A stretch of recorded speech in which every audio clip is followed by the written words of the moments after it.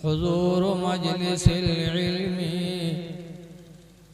इल्म दीन की मजलिस में हाजिर होना अफजल मिन अल्फ सलाति रकातिन, 1000 रकात नमाज नफल पढ़ने से अफजल है। बेशक, वाह वाह, बेशक। वयादत मिन अल्फ मरीज़िन, और 1000 बीमारों की अयादत करने से अफजल है। बेशक बेशक। वशुहूद अल्फ जनाजा, और 1000 जनाजों में शरीक होने से अफजल है। बेशक। क़ीला अफ़ज़ल मिन तिलावतिल क़ुरान या रसूल अल्लाह, जब सहाबा ने यह सुना कि इल्म की मजलिस में बैठना 1000 रकात नफिल पढ़ने से बेहतर, 1000 बीमारों की अयादत से बेहतर, और 1000 जनाज़ों में शरीक होने से बेहतर, तो सहाबा ने पूछा या रसूल अल्लाह, क्या तिलावत कुरान करने से भी अफजल है इल्म की महफिल में बैठना? तो उन्होंने फरमाया हल क़राअतुल कुरान ला यनफ़उ इल्ला बिल इल्म, कि क्या कुरान बगैर इल्म के तुमको फ़ायदा दे पाएगा?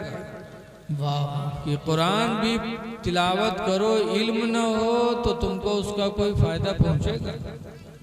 आज बहुत से लोग कहा थे रमज़ान में हम 5 ख़त्म किया, तो ख़त्म तो की हो लेकिन कुछ जान पाओ कि अल्लाह ने कुरान में कहा क्या? आप पढ़े तो, लेकिन कुछ जाने भी कि अल्लाह ने हमसे कहा क्या जी, तो क्या फायदा हुआ?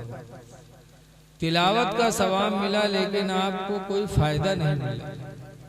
कुरान पढ़ो तो उसका मतलब भी सोचो। एक पारा ना पढ़ो, आधा पारा ना पढ़ो, एक सफ़ा पढ़ो, 3 आयत पढ़ो और उसका तर्जमा देखो, माना कि इसका माना क्या है, इस बात से अल्लाह हमसे कहना क्या चाहता है। बेशक बेशक। उसका मतलब देखो तो इंशाअल्लाह ताला कुरान पढ़ने से आपको फायदा मिलेगा। बेशक।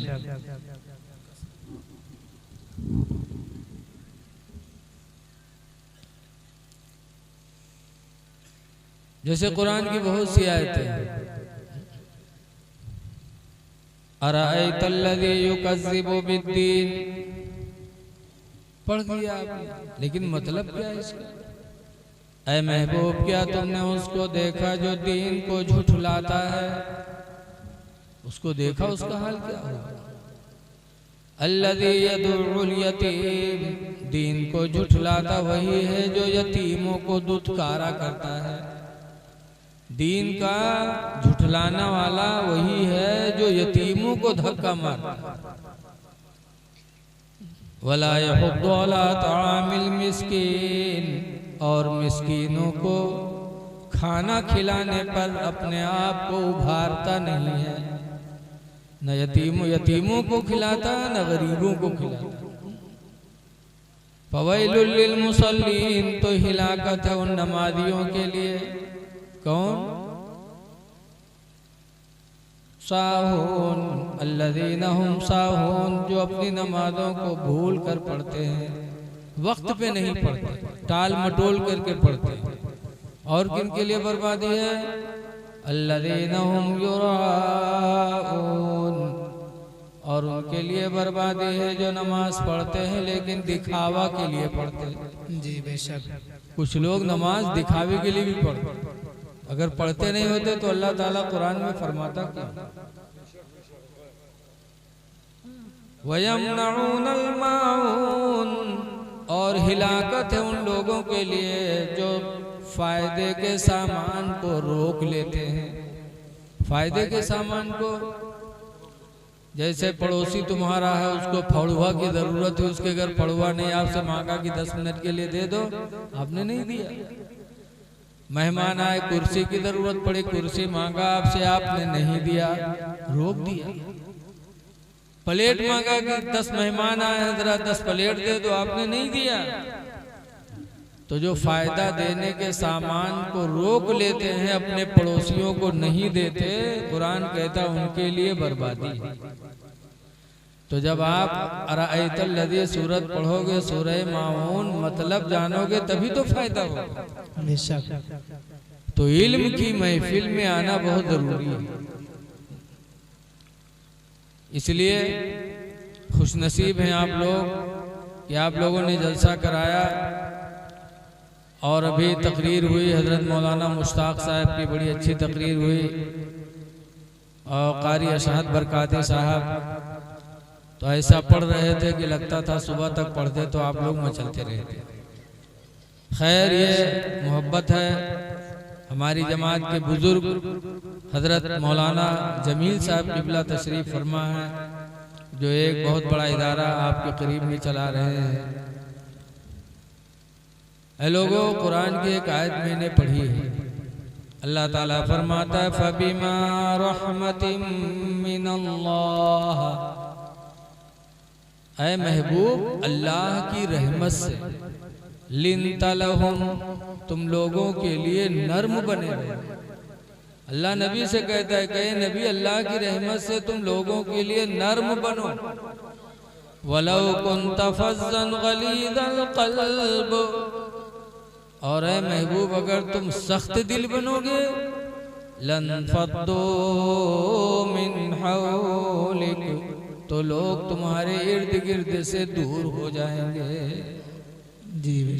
नर्म दिल बनोगे लोग तुम्हारे करीब आएंगे, सख्त दिल बनोगे लोग तुमसे दूर भागेंगे। इसलिए लोगों, अपने आप के अंदर नरमी पैदा। बेशक। अल्लाह के बंदों के लिए नर्म रहो। वो बोली बोलो जिससे किसी को ठेस न पहुंचे। बेशक। प्यार की बोली बोलो। इसलिए कि साहबे किराम ने हुजूर से पूछा था, अल्लाह के रसूल क़यामत के दिन अल्लाह के नज़दीक सबसे महबूब बंदा कौन होगा? तो हुजूर ने फरमाया, जो लोगों के दिलों को खुश कर दे वो अल्लाह के नज़दीक सबसे महबूब बंदा। बेशक। सुभान अल्लाह। बेशक। तुम वो बोली न बोलो जिससे किसी के दिल को सदमा पहुंच जाए। जी। बेशक। हजरत अली शेर खुदा रज़ी अल्लाह ताला अन्हु कहा करते थे, जराहातुस्सनान लहत तयामु, छुरी के जख्म के लिए भराव है कि छुरी लगी, कटा बदन, फिर धीरे धीरे दवा लगाई, जख्म भर गया, निशान खत्म, जख्म खत्म।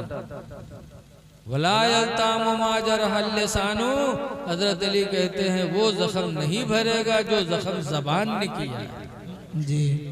जबान के जख्म के लिए भराव नहीं है। किसी को आपने बुरी बात कह दी और उसका दिल पे लग गई बात, तो जिंदगी भर खिलाओ पिलाओ, लेकिन वो बात कभी दिल से जुदा नहीं होगी। इसलिए लोगों, बोलियां अच्छी बोलो। बेशक। कुरान में फरमाता अल्लाह ताला, या अय्युहल्लज़ीना आमनुत्तक़ुल्लाह वक़ूलू क़ौलन सदीदा, ईमान वालो तुम अल्लाह से डरो और सच्ची बोलियां बोलो, दुरुस्त बोली बोलो। युस्लिह लकुम अमालकुम, कि तुम्हारे अमलों को अल्लाह नेक बना। बेशक। वयग़फिर लकुम ज़ुनूबकुम, और ऐसी बोलियां बोलो कि अल्लाह उन बोलियों की वजह से तुम्हारे गुनाहों को बख्श दे। वो बोली बोलना चाहिए। बेशक। तो आज हम एक जगह बैठते हैं, दूसरे की बुराई करते हैं। उधर जाएंगे तो उधर के लगाएंगे, उधर जाएंगे तो उधर के लगाएंगे। ये कैसी बोली? अल्लाह फरमाता, वैलुल लिकुल्लि हुमज़तिन लुमज़ा, हिलाकत है, बर्बादी है लगाई बुझाई करने वाले के लिए। लगाई बुझाई न करो, किसी के शान में कोई बात न कहो। कई जगह अल्लाह कुरान में फरमाता, ला यग़्तब बअदुकुम बअदा, ऐ मेरे बंदो तुम में कोई किसी की गीबत न करे। हदीस नबी सय्यदुल खुदरी क़ाल रसूलुल्लाह, अबू सईद खुदरी कहते हैं कि अल्लाह के रसूल ने फरमाया अल-गीबतु अशद्दु मिनज़ ज़िना, गीबत करना ज़िना से भी बदतर है।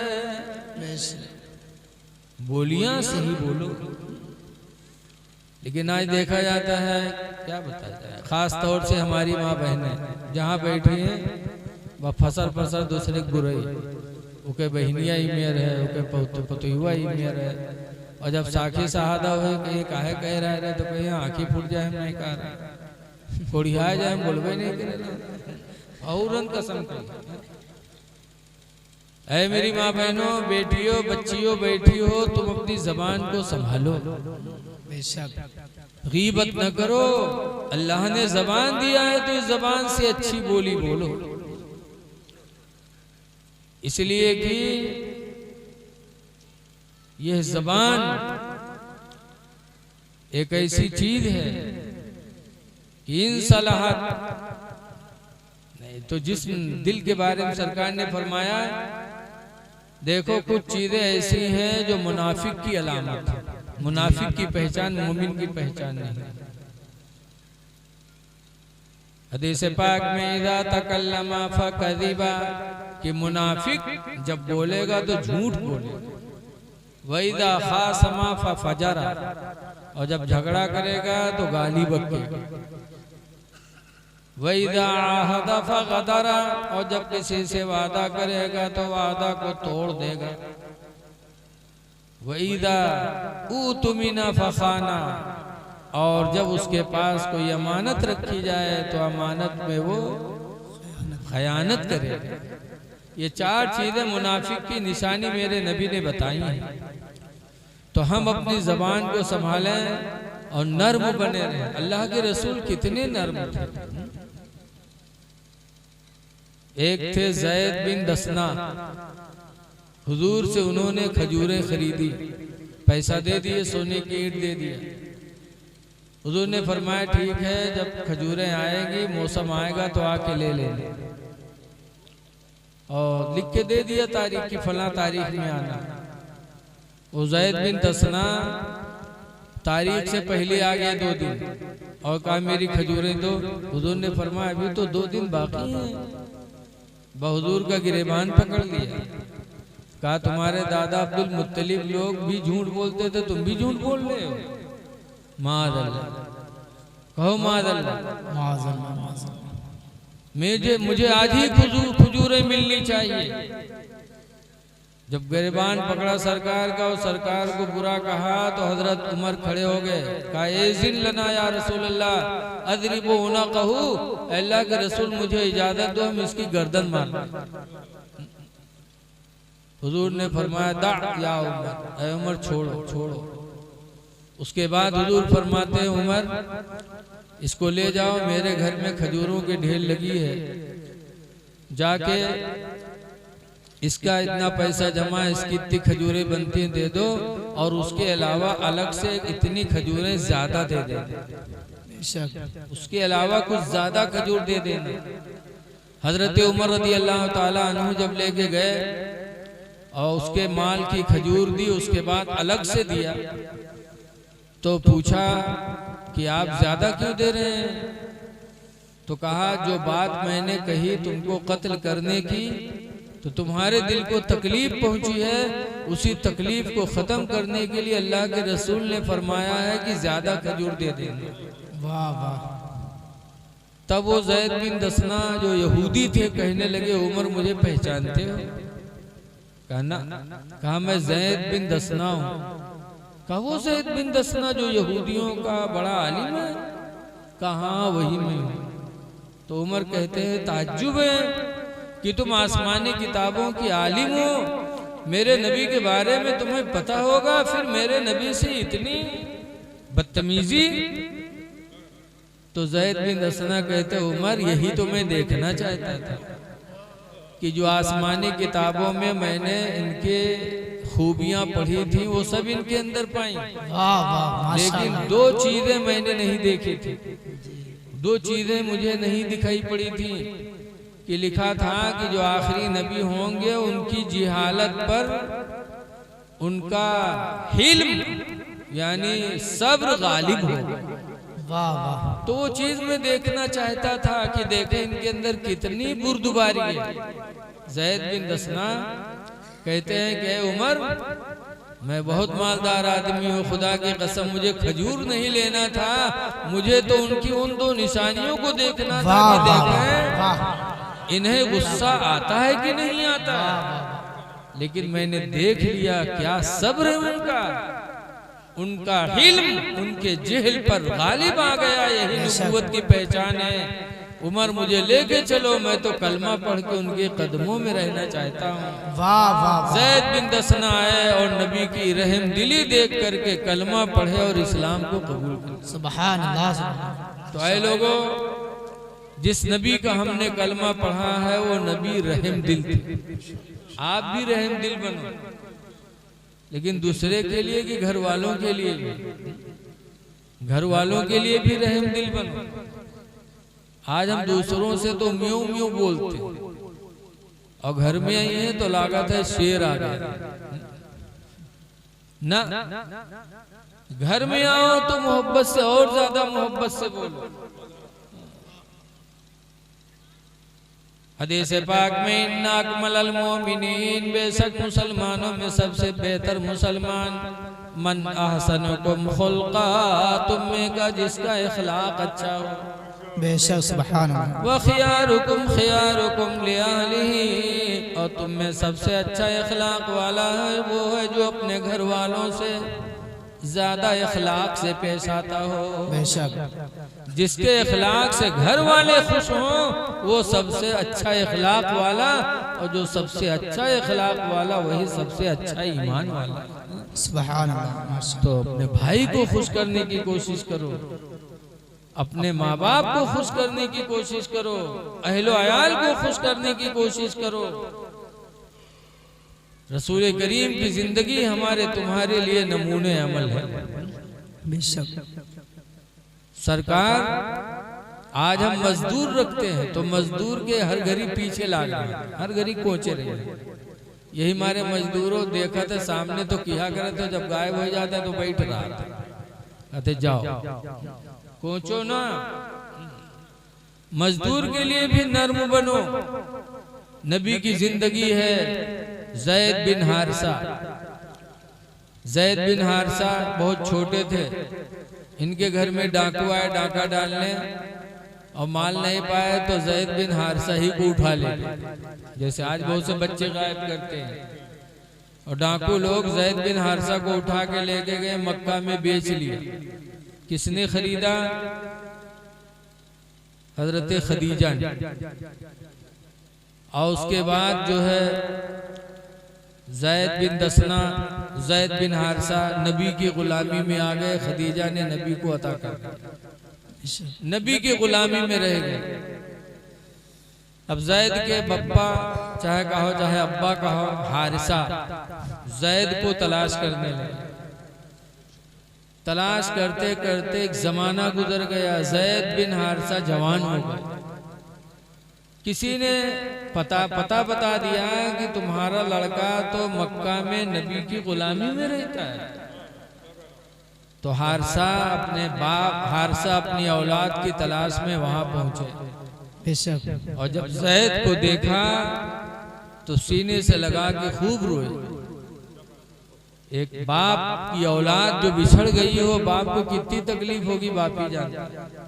खूब रोए। रोने के बाद हुजूर से कहते हैं कि ये ज़ैद मेरा लड़का है, बहुत छोटा था, डाकू लोग उठा लाए थे, लापता था।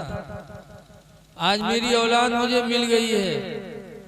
ऐ मोहम्मद, जो इसका पैसा लेना हो ले लो, इसको आज़ाद कर दो, मुझे दे दो, मैं घर ले जाऊंगा। हुजूर फरमाते हैं पैसे की कोई बात नहीं है, तुम ज़ैद को खुशी के साथ लेके जाओ। मैं नहीं चाहता कोई औलाद अपने माँ बाप से बिछड़े, ले जाओ। जब सरकार ने फरमाया तो ज़ैद बिन हारिसा रोने लगे और रो रो के कहते हैं, या रसूल अल्लाह, आप अपने दर से जुदा ना करें।